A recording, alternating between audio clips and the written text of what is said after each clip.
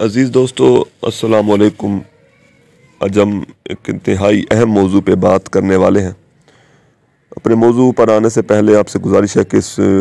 Video کو like ضرور کیجیے گا اور چینل کو سبسکرائب ضرور کیجیے گا۔ آج ہم بات کریں گے کہ عملی تنقید کے اصول کیا ہیں، یعنی آپ کسی نثر پارے، کسی غزل، کسی نظم، کسی افسانہ اور ناول کی کیسے جانچ پرکھ کر سکتے ہیں، کیسے اس کو تنقید کے مرحلے سے گزار سکتے ہیں۔ اس لیکچر کی تیاری میں جو ہے وہ ڈاکٹر مناظر عاشق ہرگانوی صاحب کے ایک مضمون عملی تنقید سے مدد حاصل کی گئی ہے، اور یہ جو ان کا مضمون ہے یہ پروفیسر ظہیر احمد صدیقی صاحب کی کتاب اردو تنقید میں شامل ہے۔ تو دوستو، عملی تنقید کے اصولوں کی بات کریں تو سب سے پہلے اگر ہم بات کریں کہ غزل کو ہم کیسے عملی تنقید سے گزار سکتے ہیں، یعنی ہم غزل کی کیسے جانچ پڑتال کر سکتے ہیں کہ یہ غزل کس نوعیت کی ہے اور کس مقام و مرتبے کی حامل ہے، تو سب سے پہلے تو آپ کو غزل کے فن سے آگاہی حاصل ہونا بہت زیادہ ضروری ہے کہ غزل ہوتی کیا ہے، غزل کی کون کون سی شرائط ہیں۔ اس کے علاوہ اگر ہم غزل کی عملی تنقید کے اصولوں کی بات کریں تو سب سے پہلے تو آپ یہ دیکھیں کہ غزل کے اشعار جو ہیں وہ منفرد ہیں یا یکساں ہیں، یعنی غزل کے جو اشعار ہیں ہر شعر کا موضوع مختلف ہے یا تمام غزل کے اشعار ایک ہی موضوع کے حامل ہیں۔ دوسری بات یہ کہ غزل کے اشعار میں جو تجربات بیان کیے گئے ہیں وہ منفرد ہیں یا یکساں ہیں، یعنی ایک ہی غزل، یعنی غزل کے ہر شعر میں ایک ہی تجربہ بیان کیا گیا ہے یا مختلف۔ تیسری بات کہ غزل مسلسل ہے یا غیر مسلسل ہے۔ چوتھی بات کہ غزل کے اندر ہمیں موسیقیت اور نغمگی کا عنصر نظر آتا ہے یا نہیں، کیونکہ نغمگی اور موسیقیت غزل کی جان تصور کیے جاتے ہیں۔ پانچویں چیز یہ ہے کہ بحر کیسی ہے، اور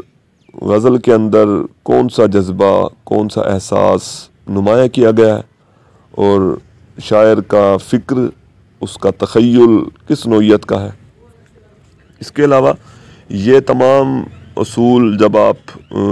استعمال کرتے ہیں تو آخر میں آپ اس قابل ہو سکتے ہیں کہ آپ کسی بھی غزل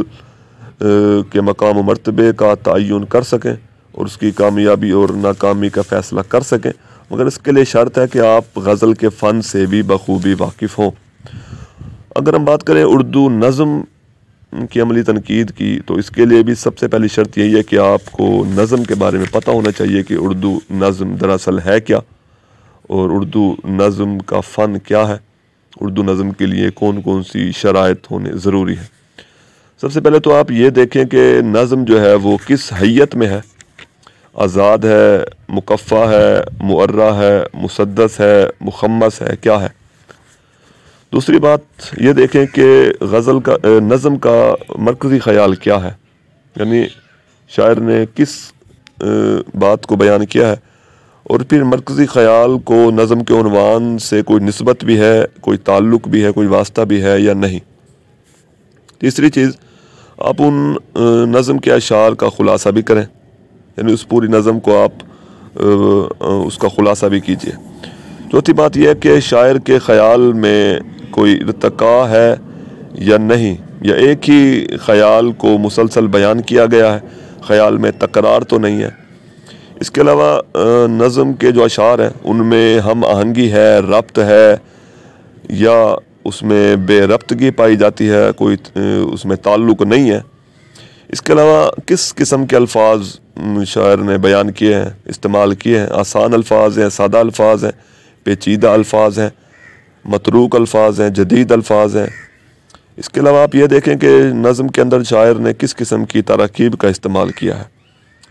غیر مانوس ہیں، مانوس ترکیب ہیں، قدیم تراکیب ہیں، ان تراکیب میں کوئی نیا پن پایا جاتا ہے یا وہی فرسودہ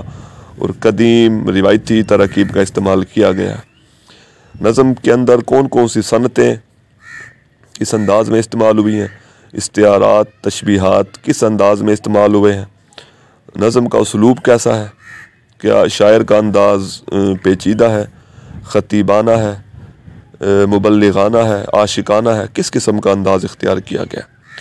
بحر کس قسم کی استعمال کی گئی ہے اور قافیوں کا استعمال ہے یا نہیں ہے، اور نظم کے اندر کیا کسی قسم کی منظر کشی کی گئی ہے، کسی تصویر کاری کی گئی ہے، پیکٹ تراشی کی گئی ہے، کیا کیا گیا ہے، اس کے علاوہ کون سا جذبہ، کون سا احساس بیان کیا گیا ہے، اور نظم کے اندر میں تخیل کا عنصر نظر آتا ہے، کوئی فکر کا عنصر ہے، سوچ بچار کا مادہ پایا جاتا ہے یا نہیں ہے۔ تو ان تمام اصولوں کی روشنی میں آپ اس قابل ہو سکتے ہیں کہ آپ اس نظم کے بارے میں کوئی ایک تاثر پیش کر سکیں۔ تیسری بات کہ نثر کو ہم کس طرح عملی تنقید سے گزارتے ہیں، تو اس کے لیے بھی ضروری ہے کہ آپ نثر کی جس صنف کو عملی تنقید سے گزارنا چاہتے ہیں اس صنف کے بارے میں، آپ اس صنف کے فن کے بارے میں آپ بخوبی واقف ہوں، یعنی افسانے کا فن آپ کو بخوبی آپ کو معلوم ہو، ناول کے فن سے آپ بخوبی واقف ہوں۔ تو اس کے لیے ضروری ہے کہ آپ اس عبارت کے عہد پر آپ کی نظر ہو، یعنی کوئی فن پارہ جس عہد میں لکھا گیا تو آپ کے سامنے اس عہد کی مکمل تاریخ، اس کے سماجی، سیاسی، مذہبی، ادبی حالات، واقعات، روایات آپ کے سامنے ہوں، تبھی آپ اس عبارت کے ساتھ مکمل انصاف کر سکتے ہیں۔ دوسرا، اس عبارت کے اندر، اس نثر کے اندر ربط ہے، ہم آہنگی ہے، تعلق ہے، اور نثر نگار کے خیال میں تکرار تو نہیں ہے، اور اسلوب کیسا ہے، اور اسلوب اور موضوع میں مطابقت پائی جاتی ہے، ہم آہنگی پائی جاتی ہے یا نہیں پائی جاتی، اور نثر کس انداز کی تحریر کی گئی ہے، سپاٹ ہے، بے کیف ہے، خوبصورت ہے، پر اثر ہے، نثر پڑھ کے کس قسم کا تاثر قاری کے ذہن پہ پیدا ہوتا ہے، کن صنعتوں کا استعمال کیا گیا ہے، قدیم، جدید، فرسودہ